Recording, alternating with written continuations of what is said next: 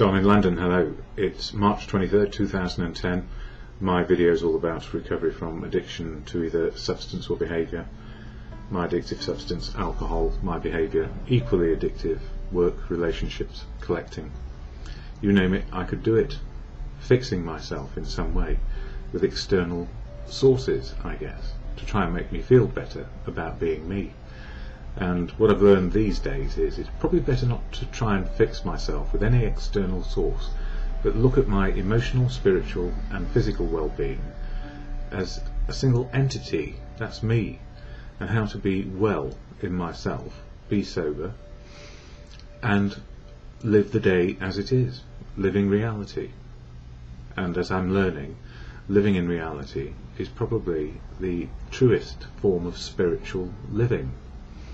So, over the last few weeks, I've been exploring whether we are spiritual in some other way, other than living our lives as they are today, and whether we can be better or worse at it, or better or worse than anybody else. And the answer is no. No, we can't be any better than anybody else at spiritual. We may develop wisdom of life and how to live it, but it doesn't make us any better than anybody else, because the spiritual life is here and now. Like everything else, everything is in the present moment of now, imperfectly perfect. And sometimes we encounter people who are looking to improve their spiritual well-being, which gives them a better understanding than they think or believe they are entitled to. So I guess it's a watchword really, or a bit of caution here. What can recovery do for a person?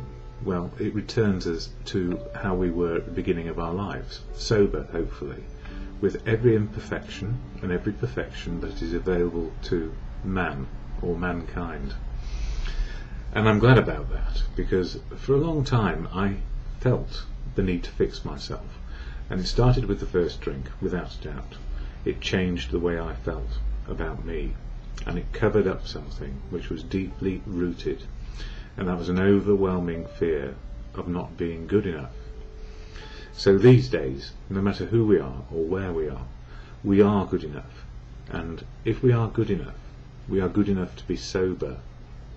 Just good enough to be sober one day at a time. So how have I got to being sober?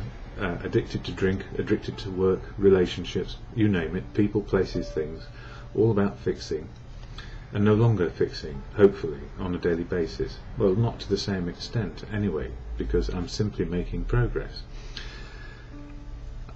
First, I had a moment of clarity, courtesy of the love of family and community and friends who helped me get to a place of still being alive and having that moment of clarity.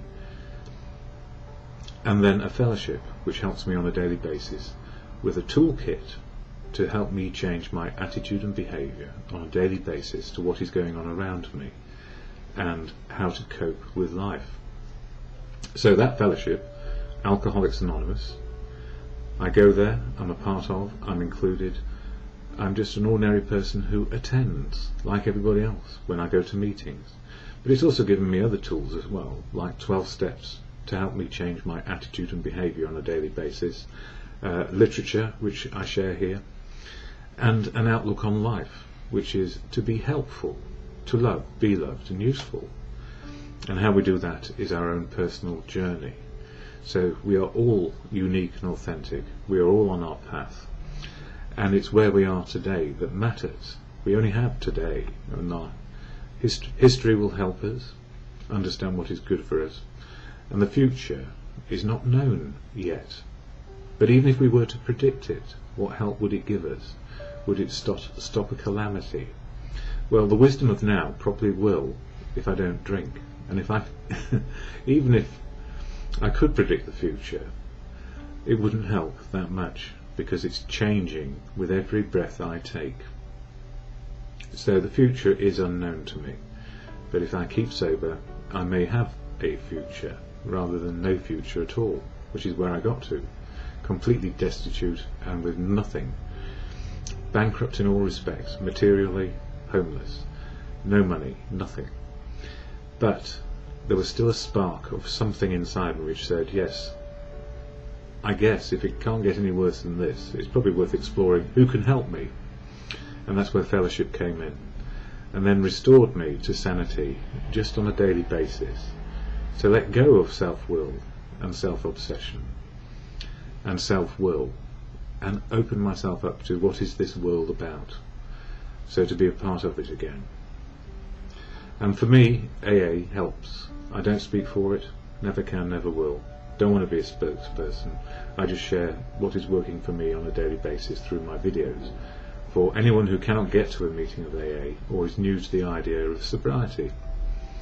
So what is AA all about, and why do I go there, and why does it tolerate me, and why was it I was able to tolerate it as an entity? Well, simply because there are no rules. There are suggestions and principles and ways to live. And here I am. I'm just making progress. Ordinary Joe, just making progress on a daily basis. So AA, there is a statement of intent, and I share it now, and then a little bit of the literature of AA.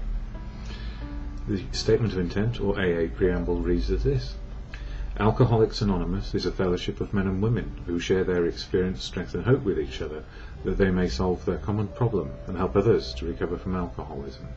The only requirement for membership is a desire to stop drinking.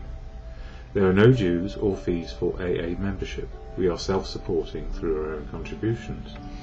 AA is not allied with any sect, denomination, politics, organisation or institution, does not wish to engage in any controversy, neither endorses nor opposes any causes.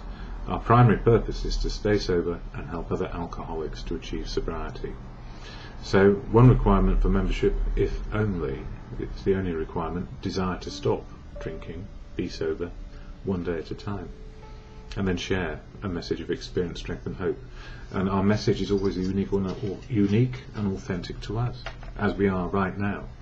But we have this overwhelming similarity, which is we are alcoholics in recovery, one day at a time. So no one is ever bigger or better or has more wisdom, because often it is the person who is still drunk or the person who is brand new who has messages about what it's like about starting sober and why it's a good idea to keep on being sober. So I remain grateful in all respects.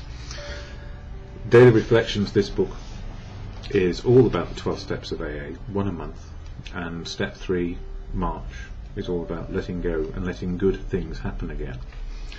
And it says here for March 23rd, and no more reservations. We have seen the truth again and again.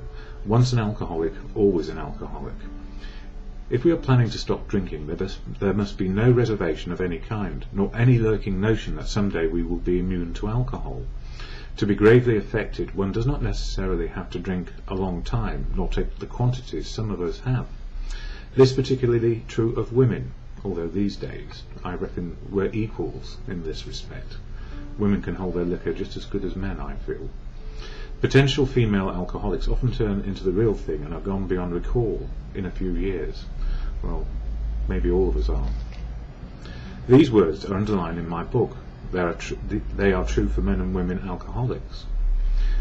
On many occasions I've turned to this page and reflected on this passage. I need never fool myself by recalling my sometimes differing drinking patterns or by believing I am cured.